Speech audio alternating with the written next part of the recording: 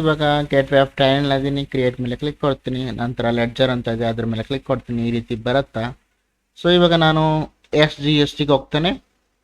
SGST enter ಅಂತ ಕೊಡ್ತೀನಿ. ಇದು ಅಂಡರ್ ಬಂದು ಡ್ಯೂಟೀಸ್ ಆ್ಯಂಡ್ ಟ್ಯಾಕ್ಸಸ್ ಅಲ್ಲಿ ಬರುತ್ತೆ. ಎಂಟರ್ ಅಂತ ಕೊಡ್ತೀನಿ.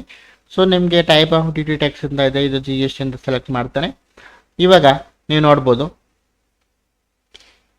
ಟ್ಯಾಕ್ಸ್ ಟೈಪ್ ಅಂತ ಇದೆ. ಟ್ಯಾಕ್ಸ್ ಟೈಪ್ ಬಂದ್ಬಿಟ್ಟು SGST ಅಂತ ಇದೆ, ಅದನ್ನ ಸೆಲೆಕ್ಟ್ ಮಾಡ್ತೀನಿ. ಸೊ ಇಲ್ಲಿ ಪರ್ಸೆಂಟೇಜ್ ಆಫ್ ಕ್ಯಾಲ್ಕುಲೇಷನ್ ಅಂತ ಇದೆ.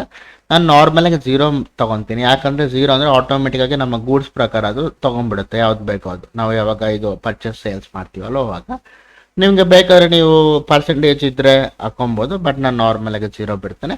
ಎಂಟರ್ ಅಂತ ಕೊಡ್ತೀನಿ. So rounding method not applicable ಅಂತ ಕೊಡ್ತೀನಿ. TDS ಅಪ್ಲಿಕೇಬಲ್ ಇದ್ದರೆ ಅಪ್ಲಿಕೇಬಲ್ ಕೊಡಿ, ಇಲ್ಲ ಅಂದರೆ ನಾಟ್ ಅಪ್ಲಿಕೇಬಲ್ ಕೊಡಿ, ಇಲ್ಲ ಅನ್ಡಿಫೈನ್ ಅಂತ ಕೊಡಿ, ಈ ರೀತಿ.